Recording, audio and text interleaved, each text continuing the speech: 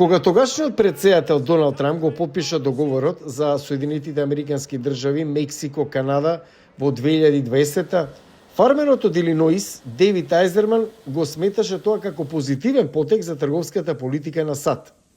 Тоа беше нешто што требаше да се направи бидејќи имаше проблеми. Но најновите објави на Трамп на социјалните мрежи кои предлагаат царини против Канада и Мексико ќе ги прекршат условите на тој договор и би можеле да влијат на цената на пченката и сојата, производи што САД ги извезуваат во тие земји кои се клучен извор на приход за земјоделците како Айзерман. Проблемот со тарифите е тоа што поттикнува реваншизам. Кога би вовеле ваков вид ад-хок тарифи, многу од нашите трговски партнери би се одмаздиле. Кимберли Клаузинг е економистка на Универзитетот во Калифорнија, Лос Анџелес. Ниту една богата земја не се потпира на тарифите како значителен извор на приход.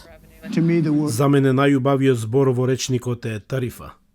Говорејќи за економскиот клуб од Чикаго, додека водеше кампања за претседател во октомври, Трамп истакна зошто верува дека царините и помагаат на американската економија.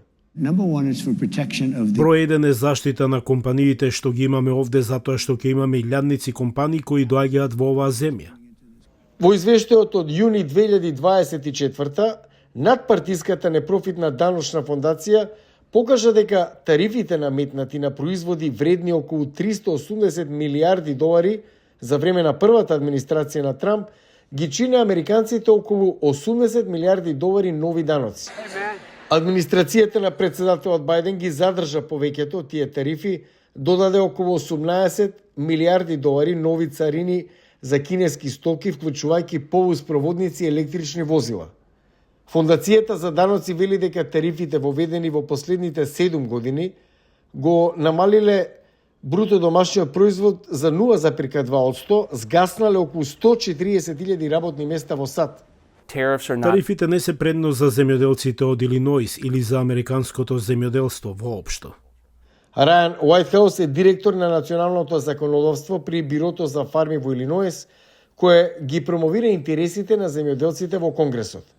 Во 2019 Кина воведе одмазнички тарифи за увозот на соја од САД, што доведе Пекинг да се сврти кон други добавувачи. Оваа година уделот на Кина во увозот на соја од САД е 18%, што е намалување од 40% во 2016, додека податоците на кинеската царина покажува дека уделот на Бразил пораснал на 76%. White House е загрижен дека новиот бран од мазнички тарифи ќе им наштети на американските фармери на пченка и соја кои веќе се справуваат со ниските цени. Ако го погледнете патот на претходната администрација на Трамп, тоа е пат што предизвикува одредена загриженост. Сакаме да се погрижиме да ги отвориме тие пазари, а не да ги затвораме. Ке имаме најголем трговски дефицит во земјоделството долго време.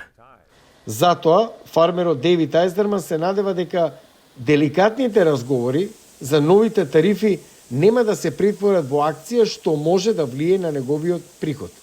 Историјата покажа дека тука нема победници.